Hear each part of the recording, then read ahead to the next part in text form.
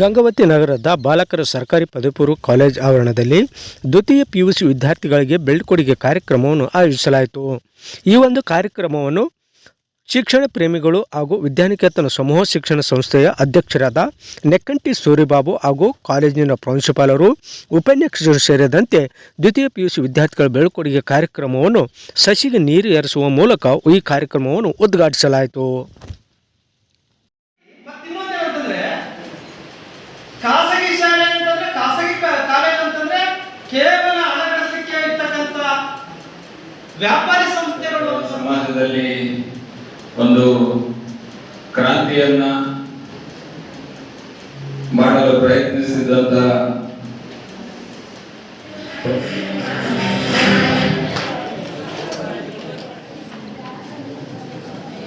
ಗಂಗಾವತಿಯ ಆರಾಧ್ಯ ದೇವ ಶ್ರೀ ಗುರು ಚನ್ನಬಸವ ಮಹಾಸ್ವಾಮಿಗಳ ಪಾದಾರವಿಂದಗಳಿಗೆ ವಂದಿಸಿ ಇವತ್ತು ಪದವಿ ಪೂರ್ವ ಕಾಲೇಜು ಗಂಗಾವತಿ ಕೊಪ್ಪಳ ಜಿಲ್ಲಾ ದ್ವಿತೀಯ PUC ಕನ್ನಡ ಉಪನ್ಯಾಸಕರು, ದಲಿತ ಸಾಹಿತ್ಯ ಪರಿಷತ್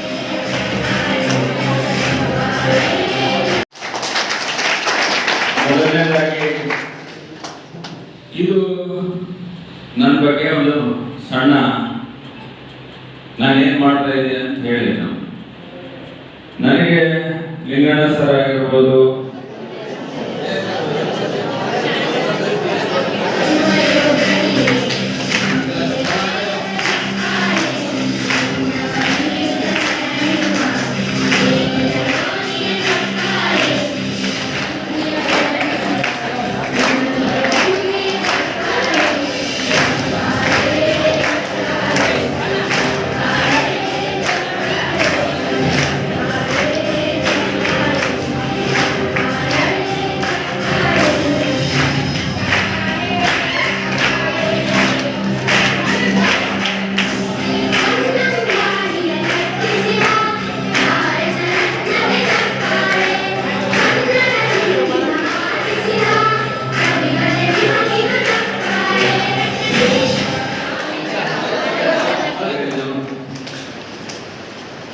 ಕಾಲೇಜಿಗಿದ್ದಂತ ಕಟ್ಟಡ ಆಗಿರ್ಬೋದು, ಕಾಲೇಜಿಗಿದ್ದಂತ ಮೈದಾನ ಆಗಿರ್ಬೋದು, ನೀವು ಪಡೆದಿರುವಂತ ಒಂದು ಅತ್ಯುತ್ತಮ ಉಪನ್ಯಾಸಕರಿಂದ ಕ್ರಿಯಾಶೀಲ ಪ್ರಾಂಶುಪಾಲರಾಗಿರ್ಬೋದು, ಇಂಟೆಲೆಕ್ಚುವಲ್ಸ್ ಅಂತೀವಿ ನಾವು, ತಜ್ಞರು ಅಂತೀವಿ,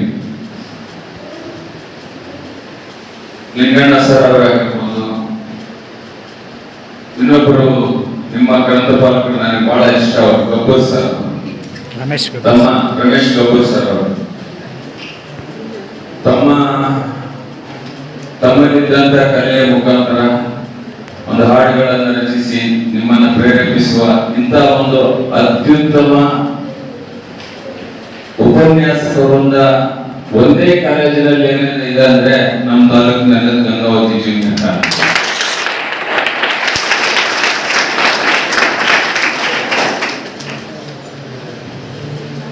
ಯಾತಕ್ಕೆ ನಿಮಗೆ ನಾನು ಹೇಳ್ತಾ ಇದ್ದೀನಿ ಅಂದ್ರೆ, ನಾನು ಒಬ್ಬ ಖಾಸಗಿ ಶಿಕ್ಷಣ ಸಂಸ್ಥೆ ಅಧ್ಯಕ್ಷನಾಗಿ ನಮ್ಮೆಲ್ಲರ ಇಷ್ಟು ಕ್ಲಾಸ್ ರೂಮ್ ದೊಡ್ಡಗಾರ, ನಿಮಗಿದ್ದಂತ ಲ್ಯಾಬ್ ಇದ್ದಷ್ಟು ಫೆಸಿಲಿಟೀಸ್ ಪ್ರೈವೇಟ್ ಕಾಲೇಜಸ್ ನಲ್ಲಿ ಕಡಿಮೆ ಇರುತ್ತೆ. ನಿಮಗೆ ಜ್ಞಾಪಕ ಇರಲಿ, ಇದೆಲ್ಲವೂ ಕೂಡ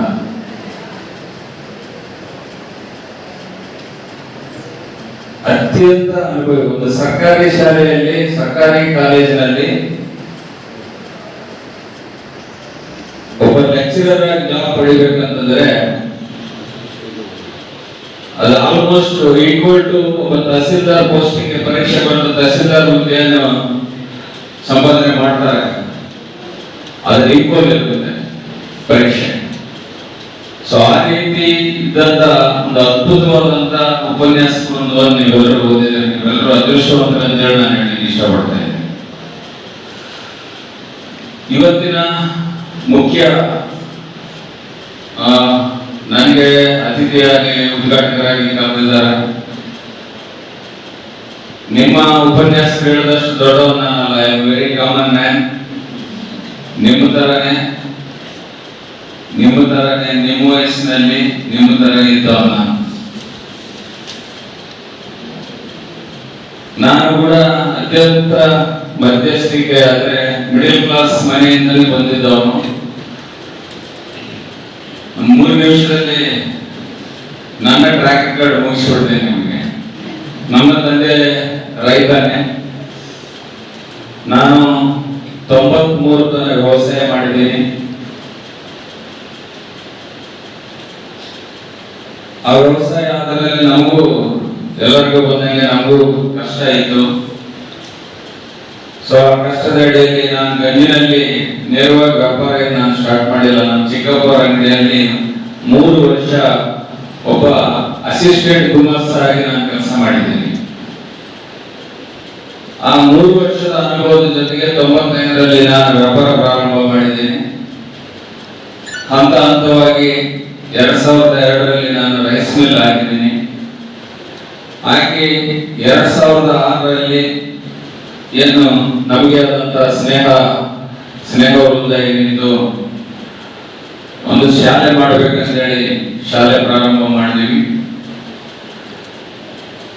ಆ ಪ್ರಾರಂಭ ಮಾಡಿದ ನಂತರ ಹಲವಾರು ಏರಿಳಿತ ಒಂದು CBSE ಶಾಲೆ ಲೈಸೆನ್ಸ್ ತಂದು ತದನಂತರ ದಿನಗಳಲ್ಲಿ ಇಲ್ಲಿ ಕೇವಲ ಶಿಕ್ಷಣ ಕೊಟ್ರೆ ಮಾರ್ಕ್ಸ್ ಮತ್ತು ಡಿಗ್ರಿ ಕೊಟ್ರೆ ಸರಿಯಾಗೋದಿಲ್ಲ. ಇಲ್ಲಿ ಈ ಭಾಗದ ವಿದ್ಯಾರ್ಥಿಗಳಿಗೆ ಜೀವನವನ್ನು ನಾವು ಕೊಡಬೇಕು ಅನ್ನುವ ಸದುದ್ದೇಶದಿಂದ ಈ ಭಾಗದ ಒಂದು ಆರ್ಥಿಕವಾಗಿ ಮಧ್ಯತರಗತಿಯಲ್ಲಿದ್ದಂತ ಪಾಲಕರು ಹೊರಗಡೆ ಪ್ರದೇಶಕ್ಕೆ ಕಳಿಸ್ಲಿಕ್ಕೆ ಅಂದ್ರೆ ಆ ಹೆಚ್ಚುವರಿ ಖರ್ಚನ್ನು ಭರಿಸಲಿಕ್ಕೆ ಕಷ್ಟ ಆಗುತ್ತೆ ಅನ್ನುವ ನಿಟ್ಟಿನಲ್ಲಿ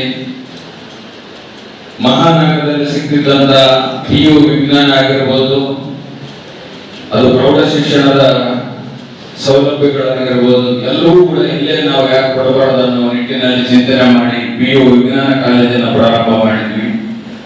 ತದನಂತರ ದಿನಗಳಲ್ಲಿ ನಮ್ಮಲ್ಲಿ PU ಪ್ರಾರಂಭ ಮಾಡಿದಾಗ ಅಂದ್ರೆ ಅಲ್ಲಿವರೆಗೆ ಓದಂತ ನಮ್ಮ ಶಾಲೆಯಲ್ಲಿ 10 ವರ್ಷ ಓದಂತ ಮುಖ್ಯವಾಗಿ ವಿದ್ಯಾರ್ಥಿನಿಯರು ಡಿಗ್ರಿ ಮುಗಿಸ್ಕೊಂಡ್ಬಂದು ಸರ್ ನನಗೆ ನನ್ನ ಕೆಲಸ ಕೊಡ್ರಿ, ನನಗೆ ಜಾಬ್ ಇಲ್ಲ, ಡಿಗ್ರಿ ಕಂಪ್ಲೀಟ್ ಆಗಿದೆ ಅಂತಂದಾಗ ನನಗೆ ಎಷ್ಟು ಜನ ಹೆಣ್ಮಕ್ಳಾಗಿರ್ಬೋದು ಗಂಡು ಮಕ್ಕಳಾಗಿರ್ಬೋದು ತಂದೆ ತಾಯಿ ಅಂದ್ರೆ ಖರ್ಚಿನಲ್ಲಿ ವಿದ್ಯಾಭ್ಯಾಸ ಮುಗಿಸ್ತಾರೆ, ಮತ್ತೆ ಇದುವರೆಗೆ ಬಂದು ಜಾಬ್ ಇಲ್ಲದಂಗೆ ಆಗ್ತಾ ಇದೆ. ಏನಾದ್ರೂ ಮಾಡಬೇಕು, ಕೌಶಲ್ಯ ಭರಿತ ಶಿಕ್ಷಣವನ್ನು ನಾವು ನೀಡಬೇಕು. ನಮ್ಗೆ ಡಿಗ್ರಿ ಸರ್ಟಿಫಿಕೇಟ್ ಶಿಕ್ಷಣ ಅಲ್ಲ ಬೇಕಾಗಿರೋದು, ನಮ್ಗೆ ಜೀವನ ಉಪಾಧಿಯನ್ನು ಕೊಡುವ ಶಿಕ್ಷಣವನ್ನು ನೀಡಬೇಕಂತೇಳಿ ನರ್ಸರಿಯಿಂದ ನೌಕರಿಯವರೆಗೆ ಅಂದ್ರೆ ಶಾಲೆಗೆ ಪಾಠ ತಗೊಂಬಂದ ಮಗು ಹೊರಗಡೆಗೆ ಉದ್ಯಮಿ ಮತ್ತು ಉದ್ಯೋಗಿ ಆಗಿ ಹೋಗ್ಬೇಕು ಅನ್ನುವ ಕನಸು ಕಟ್ಕೊಂಡು ಇವತ್ತು ಶಿಕ್ಷಣ ಸಂಸ್ಥೆಯನ್ನ ಸುಮಾರು 3 ತಾಸು ಸರ್ ಹಿಂದೆ ಸೆಕೆಂಡ್ಸ್ ಮಾತಾಡಿದ್ರು. ಇವತ್ತು 3 ತಾಸು ಇವತ್ತು ನಿಮ್ಮ ಜೊತೆಗೆ ಸಮಯ ಕಳೆದಿರೋದ್ರೆ ನೀವು ಅರ್ಥ ಮಾಡ್ಕೋಬೇಕು.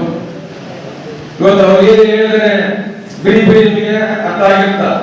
ಇವತ್ತು ಬದುಕಿ ಏನಪ್ಪ ಅಂತ ಹೇಳಿ ಇವತ್ತು ಸರ್ಕಾರಿ ಶಾಲೆಗೆ ಹೋಗುವ ಅಂತ ಹೇಳಿ ನಾವು ಅಲಕ್ಷ್ಯ ಮಾಡಿ ಕಳಿಸಿ ಯಾರು ಬೇಡ್ಕೊಂಡು ಯಾರು ಬೇಡು ಉದಾಹರಣೆ ಮಾಡ್ತೀವಿ. ಸರ್ ಹೇಳಿದ್ರು ನಮ್ಮಲ್ಲಿ ಸ್ಟ್ರೆಂತ್ ಈ ವರ್ಷ 6 ಸವಲತ್ತು ಕನ್ನಡ ಸಾರಿಗೆ ಈಗ ನೋಡಿದ್ರೆ 6ರಲ್ಲಿ ಸ್ವಲ್ಪ ಜಿಲ್ಲೆ 150 ಜನ ಇದ್ದಾರೆ. ಈಗ ಆಗಬೇಕಂದ್ರೆ ಸರ್ಕಾರದಿಂದ ಬೆನಿಫಿಟ್ಸ್ ಬರುವಂತ ಬೆನಿಫಿಟ್ಸ್ ಅನ್ನು ನಾವು ಇವತ್ತು 6ರಲ್ಲಿ ಇವತ್ತು ಜನ ಇವತ್ತು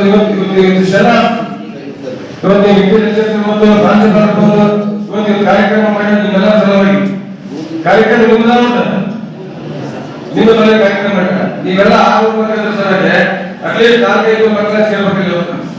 ಅದ್ರ ಜೊತೆಗೆ ಇವತ್ತು 3 PU ಕಾಲೇಜು, 1 ಡಿಗ್ರಿ ಕಾಲೇಜು, 1ನೇ ತರಗತಿ 10ನೇ ತರಗತಿವರೆಗೆ ಒಂದು ಶಾಲೆ, ಇವತ್ತು 7,000 ಮಕ್ಕಳು ಇರ್ತಕ್ಕಂಥ ವಿಶ್ವ ಶಾಲೆಯಲ್ಲಿ ಇವತ್ತು ನಿಮ್ಮ ಜೊತೆಗೆ ಬಂದ ಕಾಸಿ ಇವತ್ತು ಅವರು ಸಲಹೆ ಇವತ್ತು ಅದೆಲ್ಲ ಇವತ್ತು ಕೇಳಬೇಕಾಗ್ತದೆ. ಅದೇ ಕಾರಣವಾಗಿ ಅಷ್ಟು 5,000 ಮಕ್ಕಳಿಗೆ ಇವತ್ತೇನು ಶಿಕ್ಷಣ ಕೊಡ್ತಾರೆ ಅದು ಸಮಯ ನೀವೆಲ್ಲ ತುಂಬಾ ಗಮನಿಸಬೇಕಾಗುತ್ತದೆ. ಇವತ್ತು ಶಿಕ್ಷಣಕ್ಕೆ ಇವತ್ತೇನು ಕಲ್ಯಾಣ ಕರ್ನಾಟಕದಲ್ಲಿ 2% ಇವತ್ತು ಅದು ಏನಪ್ಪ ಇವತ್ತು ವಿದ್ಯಾಲಯಕ್ಕಿಂತ ಇಡೀ ರಾಜ್ಯಕ್ಕೆ ಪರಿಚಯ ಮಾಡಿಕೊಟ್ಟಿರ್ತಕ್ಕಂಥ ಧೀಮಂತ ನಾಯಕರು ನಿಮ್ಮ ಮುಂದೆ ನಿಂತಿದ್ದಾರೆ. ಇವತ್ತು ನೀವು ಪ್ರತಿಯೊಬ್ಬರು ಅರ್ಥ ಮಾಡ್ಕೋಬೇಕು. ಇವತ್ತು ನಾವು ಏನಿಲ್ಲ ಅಂತ ಹೇಳಿ ಇವತ್ತು ಸೈಡ್ ಕೂತವ್ರು ಏನು ಮಾಡಕ್ಕಾಗಲ್ಲ.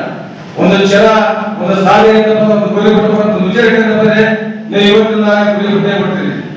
ಅದೇ ಕಾರಣವಾಗಿ ಇವತ್ತು ನಾವೆಲ್ಲ ನೋಡ್ತಿರ್ಬೇಕು, ಕಲಿತಿರ್ಬೇಕು. ಅದೇ ಕಾರಣವಾಗಿ ಇವತ್ತು ಇವೆಲ್ಲ ವಿದ್ಯಾರ್ಥಿಗಳು ಮುಂದಿನ ಜೀವನದಲ್ಲಿ ಒಂದು ಬದಲಾವಣೆ ಆಗಿ ಇವತ್ತು ಉನ್ನತ ಸ್ಥಾನಕ್ಕೆ ಹೋಗಬೇಕಂತೆ 767 ಅನುದಾನಿತ ಪದವಿ ಪೂರ್ವ ಕಾಲೇಜಿದ್ದಾವೆ. 165 ಸ್ವತಂತ್ರ ಪದವಿ ಪೂರ್ವ ಸರ್ಕಾರದ ಸ್ವತಂತ್ರ ಪದವಿ ಪೂರ್ವ ಕಾಲೇಜಿದ್ದಾವೆ. 16 ಕಾರ್ಪೊರೇಷನ್ ಕಾಲೇಜಿದ್ದಾವೆ. ಆದರೆ ಖಾಸಗಿ ಪದವಿ ಪೂರ್ವ ಕಾಲೇಜುಗಳ ಸಂಖ್ಯೆ 3,147. ಈ ಒಂದು ಪದವಿ ಪೂರ್ವ ಕಾಲೇಜಿನಲ್ಲಿ ಪ್ರತಿ ವರ್ಷ 10 ಲಕ್ಷ ವಿದ್ಯಾರ್ಥಿಗಳು ಪ್ರವೇಶವನ್ನು ಪಡೆಯುತ್ತಾರೆ. 10 ಲಕ್ಷ ವಿದ್ಯಾರ್ಥಿಗಳಲ್ಲಿ ಪರೀಕ್ಷೆಗೆ ಹಾಜರಾಗೋದು ಕೇವಲ 7 ಲಕ್ಷ, 1 ವರ್ಷ ಹಾಜರಾಗಿತ್ತು. ಅದರಲ್ಲಿ ಉತ್ತೀರ್ಣರಾಗಿರ್ತಕ್ಕಂಥ ವಿದ್ಯಾರ್ಥಿಗಳು 5 ಲಕ್ಷ ಚಿಲ್ಲರೆ, ಅಂದ್ರೆ 81% ನಮ್ಮ ಫಲಿತಾಂಶ ಬಂದಿದೆ. ನಮ್ಮ ಸರ್ಕಾರಿ ಪದವಿ ಪೂರ್ವ ಕಾಲೇಜಲ್ಲಿ ಕೆಲಸ ಮಾಡತಕ್ಕಂಥ ಉಪನ್ಯಾಸಕರ ಸಂಖ್ಯೆ 12,778 ನಮ್ಮ ಒಟ್ಟು ಸರ್ಕಾರಿ ಹುದ್ದೆಗಳು. ಕೆಲಸ ಮಾಡತಕ್ಕಂಥ ಉಪನ್ಯಾಸಕರ ಸಂಖ್ಯೆ 7,228. ಖಾಲಿ ಹುದ್ದೆಗಳು 4,900 ಚಿಲ್ಲರೆ. 1,228 ಸರ್ಕಾರಿ ಪದವಿ ಪೂರ್ವ ಕಾಲೇಜುಗಳು, ಅನುದಾನಿತ ಪದವಿ ಪೂರ್ವ ಕಾಲೇಜುಗಳು ಸೇರಿದ್ರೆ 2,228 ಆಗ್ತವೆ. ಆದರೆ ಖಾಸಗಿ ಪದವಿ ಪೂರ್ವ ಕಾಲೇಜುಗಳ ಸಂಖ್ಯೆ 3,147ರಲ್ಲಿ ಸುಮಾರು 40,000ಕ್ಕೂ ಹೆಚ್ಚು ಉಪನ್ಯಾಸಕರು ಕೆಲಸ ಮಾಡ್ತಾರೆ. ಸರ್ಕಾರಿ ಉಪನ್ಯಾಸಕರ ಸಂಖ್ಯೆ ಕೇವಲ 7,000 ಚಿಲ್ಲರೆ. ಕರ್ನಾಟಕ ರಾಜ್ಯದಲ್ಲಿ ಕೆಲಸ ಮಾಡತಕ್ಕಂಥ ಅತಿಥಿ ಉಪನ್ಯಾಸಕರ ಸಂಖ್ಯೆ 42,000 ಚಿಲ್ಲರೆ. ಅಂದ್ರೆ ಇಡೀ ಪದವಿ ಪೂರ್ವ ಶಿಕ್ಷಣ ಇಲಾಖೆಯನ್ನು ನಿರ್ದೇಶನ ಮಾಡತಕ್ಕಂಥ ಶಿಕ್ಷಣದಲ್ಲಿ ವಿದ್ಯಾರ್ಥಿಗಳಿಗೆ ಮಾರ್ಗದರ್ಶನ ಮಾಡತಕ್ಕಂಥ ಕೆಲಸ ಬಹುತೇಕ ಖಾಸಗಿ ಕಾಲೇಜುಗಳು ಮತ್ತು ಅತಿಥಿ ಉಪನ್ಯಾಸಕರಾಗಿದೆ. ನಮ್ಮ ರಾಜ್ಯದಲ್ಲಿ ಎಲ್ಲ ಶಿಕ್ಷಣ ಸಂಸ್ಥೆಗಳಲ್ಲಿ ಸೂರ್ಯಬಾಬು ಸರ್ ಅಂತ ಅಧ್ಯಕ್ಷರಾಗಿರೋದಕ್ಕೆ ಸಾಧ್ಯ ಇಲ್ಲ. ಇವರು ಅಪರೂಪ, ಎಲ್ಲೋ ಮರುಭೂಮಿ ವಯಸ್ಸಿದ್ದಾನೆ. ಯಾಕಂತಂದ್ರೆ ಒಂದು ಒಳ್ಳೆ ತುಂಬಾ ಚೆನ್ನಾಗಿ ತಿಳ್ಕೊಂಡಿದ್ದಾರೆ ಸತ್ಯವನ್ನು. ಏನು ಸತ್ಯ ಅಂತ ಹೇಳಿದ್ರೆ ಶಿಕ್ಷಕರಿಗೆ ಏನು ಗೌರವ ಕೊಡಬೇಕು, ಶಿಕ್ಷಣಕ್ಕೆ ಎಷ್ಟು ಮಹತ್ವ ಕೊಡಬೇಕು, ಪಾಲಕ ಮತ್ತು ಬಾಲಕರಿಗೆ ಹೇಗೆ ನಾವು ಟ್ರೀಟ್ ಮಾಡಬೇಕು ಅನ್ನುವಂಥ ಸತ್ಯ ತಿಳ್ಕೊಂಡಿದ್ದಾರೆ. ಆದ್ರೆ ಕೆಲವೊಬ್ಬರು ದುಡ್ಡಿನ ವ್ಯಕ್ತಿರ್ತಾರೆ, ನಾನು ಸಂಪಾದನೆ ಮಾಡಬೇಕು, ಏನಾದ್ರೂ ಮಾಡಬೇಕು ಅಂತ, ಮತ್ತು ಅವರು ಆಗಿದ್ದಿಲ್ಲ. ಆ ಕಾರಣಕ್ಕಾಗಿ ಅವರ ಶಿಕ್ಷಣ ಸಂಸ್ಥೆಯಲ್ಲಿ ದಾಖಲಾತಿ ಸಂಖ್ಯೆ ವರ್ಷ ಹೆಚ್ಚಾಗ್ತಾ ಇದೆ ಮತ್ತು ಹೊಸ ಸಂಸ್ಥೆಗಳು ಜನ್ಮ ತಾಳ್ತಾ ಇದ್ದಾವೆ. ಹಾಗೆ ಇಲ್ಲಿ ಕಲಿತಕ್ಕಂಥ ವಿದ್ಯಾರ್ಥಿಗಳು ಕಡಿಮೆ ಶುಲ್ಕದಲ್ಲಿ ಉತ್ತಮ ಗುಣಮಟ್ಟದ ಶಿಕ್ಷಣ ಪಡೆದುಕೊಂಡು ರಾಜ್ಯದಲ್ಲಿ ತಮ್ಮ ಒಂದು ಬದುಕನ್ನು ರೂಪಿಸಿಕೊಳ್ಳಕ್ಕೆ ಸಾಧ್ಯ. ವಿದ್ಯಾರ್ಥಿಗಳು ವರ್ಷದ ಕೊನೆಗೆ ಬಂದಾಗ ಅವರು ದ್ವಿತೀಯ PUC ಪರೀಕ್ಷೆಯನ್ನ ಏನು ಸಮೀಪ ಬಂದಾಗ ಒಂದು ಉತ್ತಮವಾದ ಗುರಿ ಇಟ್ಕೊಂಡು ಹೊರಗೋಗ್ಬೇಕಂತ ನಮ್ಮ ಆಶೆ. ಹಾಗಾಗಿ ಒಬ್ಬ ಸಾಧಕರನ್ನ ಕರೆಸಿ ಮಾತಾಡಿಸಿದ್ರೆ ಎಲ್ಲ ಒಂದು ಕಡೆ ನಾನು ಸಾಧಕನ ಆಗ್ಬೋದಾ ಅನ್ನೋ ಒಂದು ಆತ್ಮವಿಶ್ವಾಸ ನಾವು ಮಾಡಿದ್ವಿ ಅಂತಂದ್ರೆ ಅವರ ನಮ್ಮ ಸಮೀಪ ಗಂಗಾವತಿಯವರೇ, ಒಡಗಟ್ಟಿ ಗ್ರಾಮದವರೇ, ಇಲ್ಲೇ ಹುಟ್ಟಿ ಇಲ್ಲೇ ಬರೋದು, ಸಾಮಾನ್ಯ ಕುಟುಂಬದಲ್ಲಿ ಜನಿಸಿ ಅನೇಕ ಸಮಸ್ಯೆಗಳನ್ನ ಅನುಭವಿಸಿ ಒಬ್ಬ ಅಸಾಮಾನ್ಯ ವ್ಯಕ್ತಿಯಾಗಿ ಸಾಧಕನಾಗಿ ಹೊರಗೆ ಬಂದದ್ದು ನಮ್ಗೆಲ್ಲ ಖುಷಿ ಆಗ್ತದೆ. ಹೀಗಾಗಿ ನಿಮಗೂ ಕೂಡ ಸಾಧ್ಯ ಆಗುತ್ತೆ ಅನ್ನೋಕ್ಕೆ ನಾವು ಇದನ್ನ ಕಾರ್ಯಕ್ರಮ ಹಮ್ಮಿಕೊಂಡಿದ್ವಿ. ತಮ್ಮ ಭವನ ಬಂದಿದೆ ಅಂತ ನಾನು ಅನ್ಕೊಳ್ತೇನೆ. ನಾನು ಒಬ್ಬ ಕಾಲೇಜಿನ ಪ್ರಾಚಾರ್ಯರಾಗಿ ಒಂದು ವಿನಂತಿ ಮಾಡ್ಕೊಳ್ತೇನೆ. ನನ್ನೊಂದು ದೊಡ್ಡ ಕನಸುಗಳಿದೆ. ನಾವು ಖಾಸಗಿ ಕಾಲೇಜಿನ ನಾವು ಬೆಳಿಬೇಕು ಅಂತ, ಆತ ದೊಡ್ಡ ಬೆಳ್ಳಿ ಕಟ್ಟಬೇಕಂತಲ್ಲ, ಏನು ಕೊರತೆ ಇಲ್ಲ, ಕಟ್ಟಡ ಇದೆ, ಉಪನ್ಯಾಸ ವರ್ಗ ಎಲ್ಲ ಇದೆ. ಆದರೂ ಪ್ರಯತ್ನ ಮಾಡುವಾಗ ಆ ಗುರಿ ಮುಟ್ಟಲಿಕ್ಕೆ ನನಗೆ ಸ್ವಲ್ಪ ಲೇಟ್ ಆಗ್ಬೋದು ಅಂತಾಗಿ ಮುಟ್ಟೆ ಮುಟ್ಟುವಂತ ವಿಶ್ವಾಸ ನನಗಿದೆ. ಒಂದು ಏನು ಆಸೆ ನನಗೆ ಅಂತ ಹೇಳಿದ್ರೆ, ಸೆಕೆಂಡ್ PUC ಮುಗಿದ ಮೇಲೆ ವಿದ್ಯಾರ್ಥಿಗಳು ಉದ್ಯೋಗಕ್ಕೆ ಹೋಗ್ಬೇಕಂತ ಆಸೆ ಪಡ್ತಾರೆ. ಆದ್ರೆ ಉದ್ಯೋಗಕ್ಕೆ ಹೋಗ್ಬೇಕಂದ್ರೆ ಈಗ ನಮ್ಮಲ್ಲಿ ಗೊತ್ತಿರಬೇಕು, CET ಇದೆ, ಎಕ್ಸಾಮ್ CET ಪರೀಕ್ಷೆಗಳಿದಾವೆ. ಪರೀಕ್ಷೆ ಇರೋದು ಗೊತ್ತಿಲ್ಲ, ಬೇಸಿಕ್ ಐಡಿಯಾ ಇಲ್ಲ, ಯಾವ ಎಕ್ಸಾಮ್ ಇದೆ, ಪರೀಕ್ಷೆ ಹೇಗಿದೆ, ಎಷ್ಟು ಅವರಿಗೆ ಏನು ಸಿಲೆಬಸ್ ಅಂತ ಗೊತ್ತಿಲ್ಲ. ಹೀಗಾಗಿ ನಾವು ಈ ಹಾಲನ್ನ ನಾವು ಒಂದು ತರಬೇತಿ ಕೇಂದ್ರ ಮಾಡ್ಬೇಕಂತ ಕನಸು ಕಾಣ್ತಾ ಇದ್ದೀವಿ. ಈಗೆಲ್ಲ ಸಾಕಷ್ಟು ಬಿಲ್ಡಿಂಗ್ ಕೂಡ ಆಗಿದ್ದಾರೆ, ಸರ್ಕಾರ ಕೂಡ ನಮಗೆ ಬಿಲ್ಡಿಂಗ್ ಕೊಟ್ಟಿದೆ. ಆಮೇಲೆ ಇಲ್ಲೆಲ್ಲ ಕೂಡ ಕರೆಂಟ್ ಹೋಗಲಾರ್ದಂಗೆ ವ್ಯವಸ್ಥೆ ಮಾಡಿದೆ. ಆಮೇಲೆ ಫ್ಯಾನ್ಸು, ಲೈಟ್ಸು, ಸಿಸ್ಟಮ್ಸ್ ಎಲ್ಲವೂ ಕೂಡ ಇದೆ, TV ಕೊಟ್ಟಿದ್ದಾರೆ. ಹಾಗೆ ನಮಗೆ ಈ ರೂಮಲ್ಲಿ ಕೂಡಲಿಕ್ಕೆ ಬೆಂಚ್ ಏನು ಚೇರ್ ವ್ಯವಸ್ಥೆ ಅಗತ್ಯತೆ ಇದೆ. ಹಾಗೆ ನಾವು ಸರ್ ವಿನಂತಿ ಮಾಡ್ಕೊಳ್ತೇನೆ, ಸಾಧ್ಯತೆ ಇದ್ದರೆ ನಮಗೆ ಒದಗಿಸಿಕೊಟ್ರೆ ನಾವು ಒಂದು ದ್ವಿತೀಯ PUC ವಿದ್ಯಾರ್ಥಿಗಳಿಗೆ ಒಂದು ಸರ್ಕಾರ ಶಾಲೆ ಮಕ್ಕಳು ನಮ್ಮ ಮಕ್ಕಳಾಗಲಿ ಒಟ್ಟಾರೆ 100 ಮಕ್ಕಳಿಗೆ ಒಂದು ತರಬೇತಿ ಮಾಡಬೇಕಂತ ನಮ್ಗೆ ಆಸೆ ಇಟ್ಕೊಂಡಿದ್ವಿ. ದಯವಿಟ್ಟು ನಮಗೆ ಅನುಕೂಲ ಮಾಡಿಕೊಟ್ರೆ ಅದು ಸಾಧ್ಯ ಆಗುತ್ತೆ ಅಂತ ಅನ್ಕೋತೀನಿ. ನಾನು ಎಲ್ಲಿ ಬೈದ ಅದನ್ನೆಲ್ಲ ನಾವು ತಿಳ್ಕೊಳ್ಳುವಂತ ಒಂದು ಸಂದರ್ಭ ಅಂತ ಅನ್ಕೊಳ್ತೇನೆ. ಈ ನಡುವೆ ಈ ಸಂದರ್ಭದಲ್ಲಿ ನಾನು ಒಂದು 2-3 ಮಾತುಗಳನ್ನು ಹಂಚಿಕೊಳ್ಬೇಕು ಅಂತ ಬಯಸ್ತೇನೆ. ಶಿಕ್ಷಣ ಅನ್ನುವಂಥದ್ದು ನಮ್ಮ ದೇಶದಲ್ಲಿ ಇವತ್ತು ಅಪಾರ್ಥಗೊಂಡಿದೆ, ಬಹಳ ಅಪವ್ಯಾಖ್ಯಾನ ಅಥವಾ ಅದ್ರ ಉದ್ದೇಶ ಏನು ಅನ್ನೋದ್ರೆ ಈ ವ್ಯವಸ್ಥೆನೇ ಮಾಡ್ತೇವೆ ನಾವು. ಇವೆಲ್ಲ ನಿಮ್ಮ ಪಾಲಕರು ಅಷ್ಟೇ ಅಲ್ಲ, ಸರ್ಕಾರನೇ ಮರ್ತಕ್ಕಂಥ ಸಂದರ್ಭದಲ್ಲಿ ನಾವಿದ್ದೀವಿ. ಏನು ಉದ್ದೇಶ, ಆ ಶಿಕ್ಷಣದ ಉದ್ದೇಶ ಏನು ಅಂತಂದ್ರೆ, ನಾವೆಲ್ಲರೂ ಅಂದ್ಕೊಳ್ಳೋ ಹಾಗೆ, ನೀವೆಲ್ಲರೂ ತಿಳ್ಕೊಂಡ್ರ ಹಾಗೆ ಗೌರ್ಮೆಂಟ್ ಕೆಲಸ ಮಾಡೋದಕ್ಕೆ ಅಂತ ಅಂದ್ಕೊಂಡ್ವಿ. ಹಿಂಗೆ ಬೇರೆ ಬೇರೆ ಕ್ಷೇತ್ರಗಳನ್ನು ಕೂಡ ಅಪಾರ್ಥ ನಾವು ಮಾಡ್ಕೊಂಡಿದ್ದೀವಿ. ಉದಾಹರಣೆಗೆ ಹೆಂಗ್ ಅಪಾರ್ಥ ಮಾಡ್ಕೊಂಡಿದ್ದೀವಿ ಅಂತ, ಅಪಾರ್ಥಗಳನ್ನ ಅರ್ಥ ಮಾಡ್ಕೊಂಡಿದ್ದೀವಿ, ಸ್ವಲ್ಪ ಒಳ್ಳೆ ರೀತಿಯಲ್ಲಿ ಅರ್ಥ ಮಾಡ್ಕೊಂಡಿದ್ದೀವಿ. ಒಳ್ಳೆ ರೀತಿಯಲ್ಲಿ ಅರ್ಥ ಮಾಡ್ಕೊಳ್ಬೇಕಾದ್ರನ್ನ ವಿರುದ್ಧವಾಗಿ ಅರ್ಥ ಮಾಡ್ಕೊಂಡಿರ್ತೀವಿ. ಉದಾಹರಣೆಗೆ ಡೆವಲಪ್ಮೆಂಟ್, ಒಂದು ದೇಶದ ಡೆವಲಪ್ಮೆಂಟ್, ಒಂದು ಊರಿನ ಡೆವಲಪ್ಮೆಂಟ್ ಅಂದ್ರೆ ಅಂತಂದ್ರೆ ಒಂದು ರಸ್ತೆ ನಿರ್ಮಾಣ ಮಾಡೋದು, ಒಂದು ಹಾಸ್ಪಿಟಲ್ ತರೋದು, ಒಂದು ಊರಿಗೆ ಒಂದು ಪೊಲೀಸ್ ಸ್ಟೇಷನ್ ತರೋದು, ಒಂದು ಫೈರ್ ಸ್ಟೇಷನ್ ತರೋದು, ಇದನ್ನೆಲ್ಲ ಡೆವಲಪ್ಮೆಂಟ್ ಅಂತ ಅಂದ್ಕೊಂಡಿರ್ತೀವಿ ನಾವು.